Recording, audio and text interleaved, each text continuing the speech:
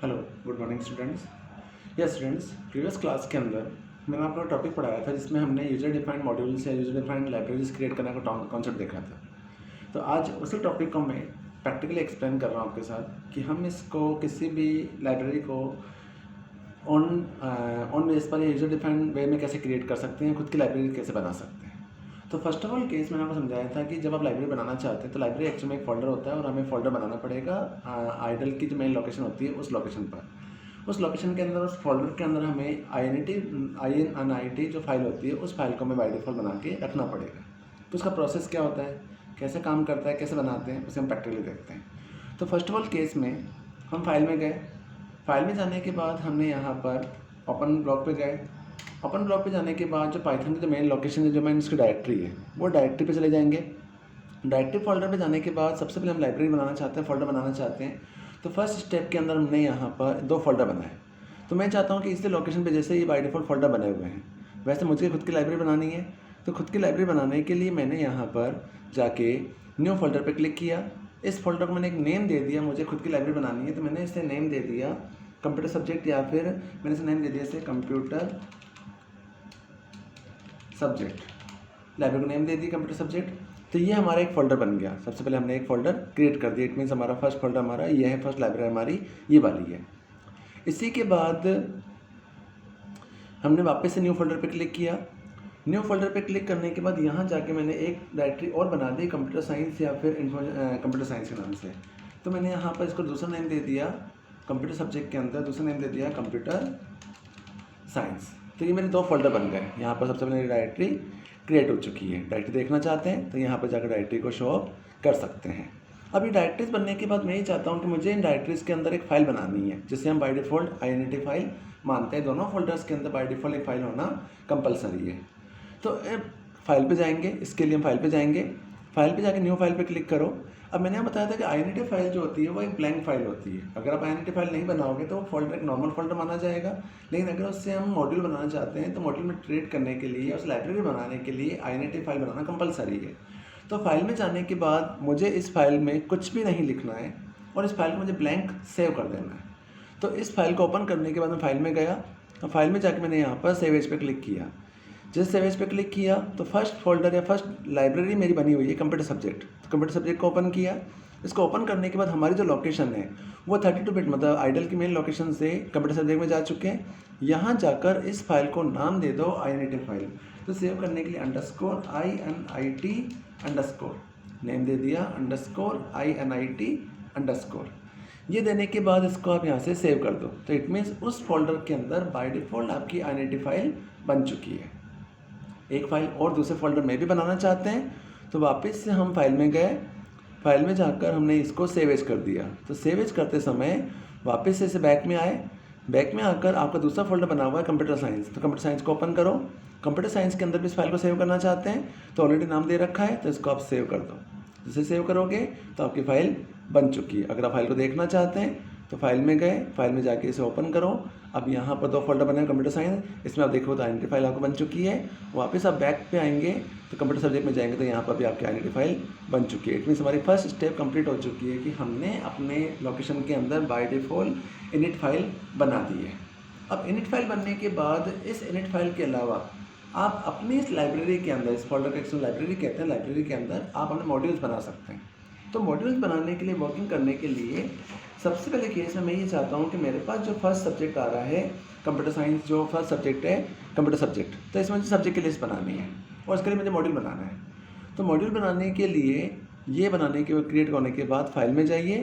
File में जाकर new file पे क्लिक करो। न्यू फाइल पे क्लिक करने के बाद यहाँ जाकर मैंने एक प्रोग्राम बनाया। उस प्रोग्राम के अंदर मैंने एक फंक्शन बना दिया DEF डिफाइन। यहाँ दे दिया सब्जेक्ट लिस्ट नाम से। ऐसे कोई पैरामीटर पास नहीं कर रहा हूँ। इस फंक्शन के अंदर मैंने प्रिंट स्टेटमेंट का यूज किया और प्रिंट स्टेटमेंट के अंदर मैंने यहाँ पे डिफाइन कर दिया फर्स्ट सब्जेक्ट है मेरा, there are 2 subject.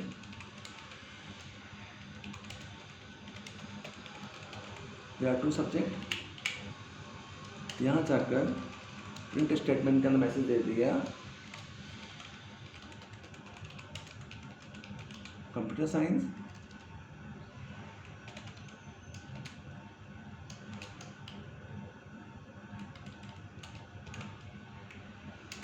First subject है हमारे पास information practice, second subject they दिया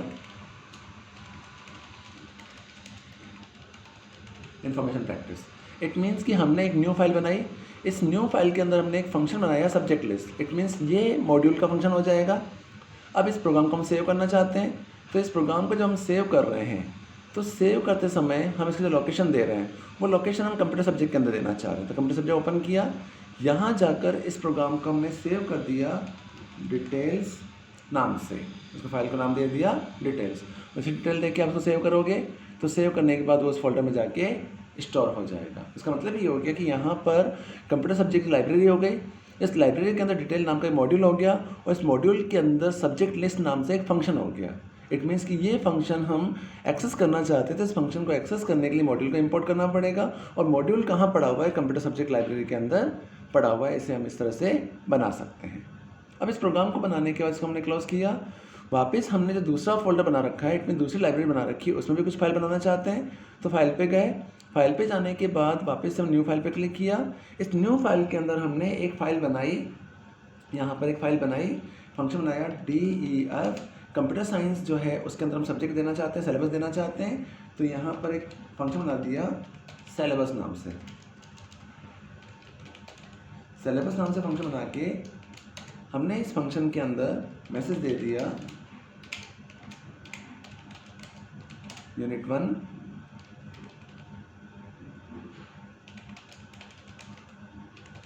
प्रोग्रामिंग स्किल, सिलेबस दे दिया प्रोग्रामिंग स्किल। इसी के अंदर मैसेज दे दिया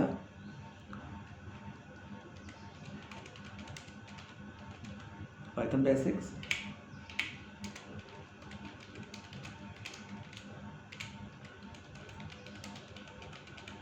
पाइथन एडवांस। ये हमने दो प्रोग्राम बना दिए। अब ये सिलेबस हमारा मान लिया कोई एक प्रोग्राम है, तो इस प्रोग्राम को सेव करना चाहते हैं। तो जिस प्रोग्राम को हम सेव कर रहे हैं तो हम ये जानते हैं कि हमने दूसरा जो फोल्डर बना रखा है कंप्यूटर साइंस नाम से बना रखा है। तो कंप्यूटर साइंस के अंदर गए, इस कंप्यूटर साइंस के अंदर जाके इस फाइल को मैंने नेम दे दिया क्लास 11।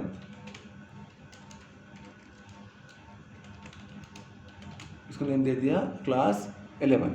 ये फाइल हमने सेव करी और इस फाइल को हमने इसके अंदर सेव कर दिया। इट मीन्स हमारा मॉड्यूल बन चुका है।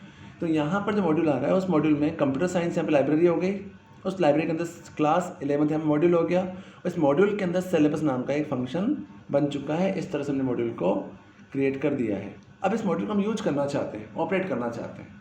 तो हम ये जानते हैं किसी भी मॉड्यूल को यूज करने के लिए, किसी मॉड्यूल को एक्सेस करने के लिए हमें इंपोर्ट स्टेटमेंट का यूज़ करना होता है। इंपोर्ट स्टेटमेंट का यूज़ हम करते हैं। तो इसके लिए हमने एक नया प्रोग्राम बनाया। इस नए प्रोग्राम के अंदर सबसे पहले हम ये चाहते हैं कि कंप्यूटर सब्जेक्ट जो हमारा फोल्डर आ रहा है उस कंप्यूटर सब्जेक्ट के अंदर हमें उसके मॉड्यूल को कॉल करना है। तो हम यहाँ पर जो नेम हमने बनाए थे तो हमने यहाँ पर लिखा इंपोर्ट, उस फोल्डर का नेम क्या है अगर आपको याद नहीं है तो आप यहाँ फाइल में जाकर देख सकते हैं। फाइल में गए, ओपन पे क्लिक किया, यहाँ जाकर इसका नाम आ रहा है कंप्यूटर सब्जेक्ट। तो इसको मैंने यहाँ से कॉपी कर लिया, Ctrl+C, यहाँ पर गए इंपोर्ट कंप्यूटर सब्जेक्ट डॉट, इसी के अंदर हमने मॉड्यूल बनाया था डिटेल्स, फोल्डर मॉड्यूल का नाम दे दिया डिटेल्स। इसके बाद यहाँ प्रिंट स्टेटमेंट के अंदर हमें उसके फंक्शन को कॉल कराना है। तो फंक्शन को कॉल करने का सिंटेक्स लिखा हमने यहाँ पर computer subject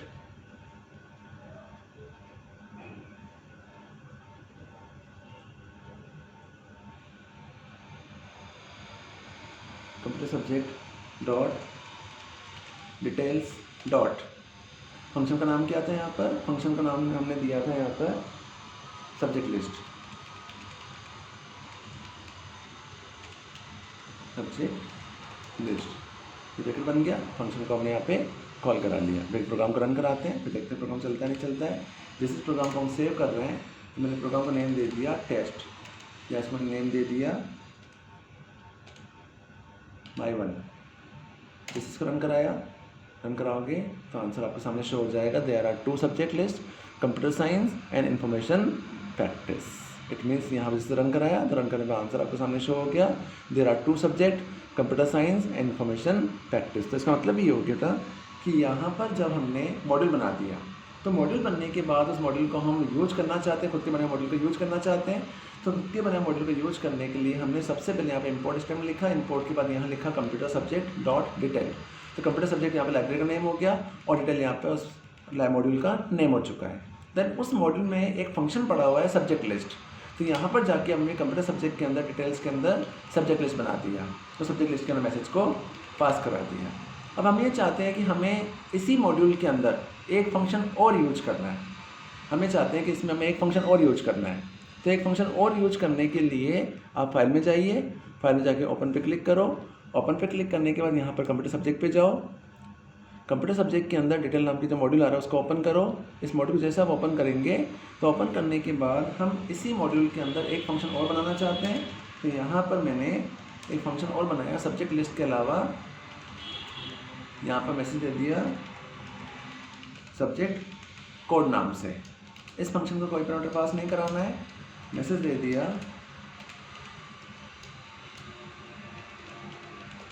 C language equal to 101 enter Python equal to 102। ये दो कोड दे दिए और ये प्रोग्राम ने यहाँ पर बना दिया। अब इस प्रोग्राम को यहाँ से कंट्रोलर्स किया, सेव किया और सेव करके इसको क्लोज कर दो।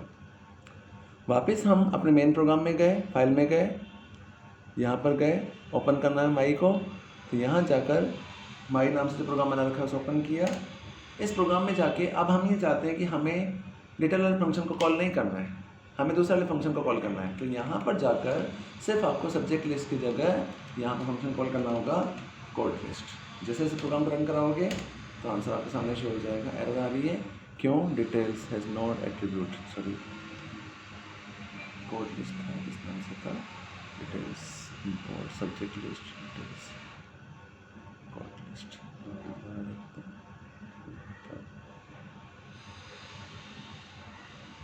फाइल में गए, ओपन पे क्लिक किया, कंप्यूटर सब्जेक्ट में गए,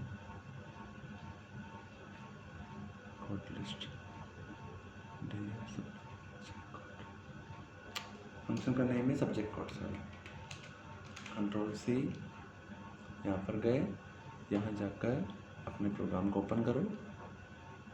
आपका प्रोग्राम बना माई नाम से, माई नाम से, यहाँ जाकर कोड लिस्ट की जगह सब्जेक्ट कोड,